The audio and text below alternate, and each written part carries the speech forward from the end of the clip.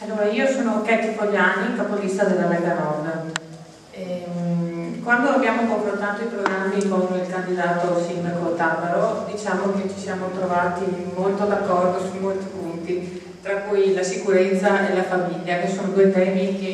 che a noi della Lega Nord come squadra va molto, ci sta molto a cuore. Io ho accettato questa candidatura perché ero molto arrabbiata con questa amministrazione, perché mi sembrava non avesse un particolare interesse per la famiglia, che è la cosa che a me sta particolarmente a cuore.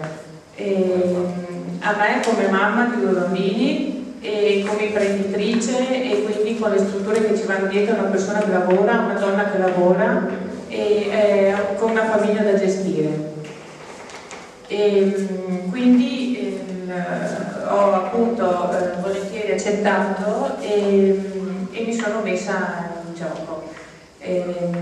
Appunto per il resto, per quanto riguarda la sicurezza, l'abbiamo già detto, a noi è un tema che sta molto molto a cuore, soprattutto la videosorveglianza, quella di cui parlavamo prima. E a me sta a cuore anche un'altra cosa che sarà un mio sogno, non lo so, avere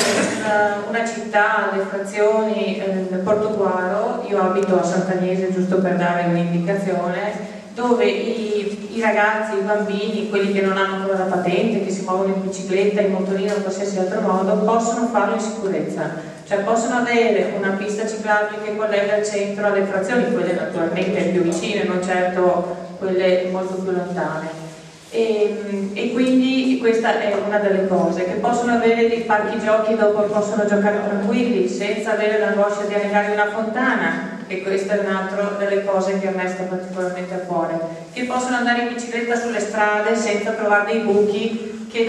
cadono, perché capita non solo ai piccoli ma anche ai grandi. Allora, quando le cose sono a posto per i piccoli, secondo me sono a posto anche per i grandi, sempre e comunque, soprattutto anche per le persone anziane, che anche loro si spostano soprattutto in bicicletta.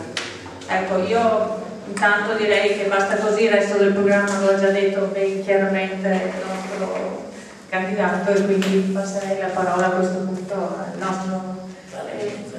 Daniele, se parli